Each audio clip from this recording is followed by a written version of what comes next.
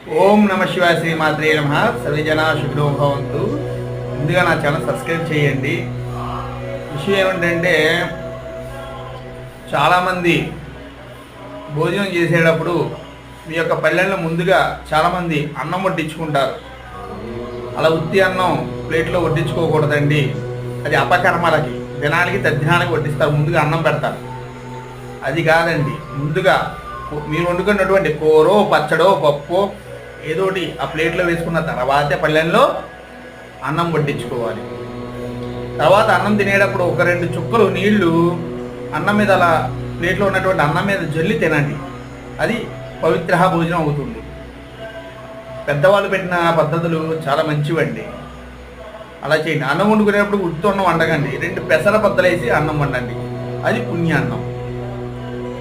కాబట్టి పాటించండి, పాటించేవాళ్ళు మంచిది.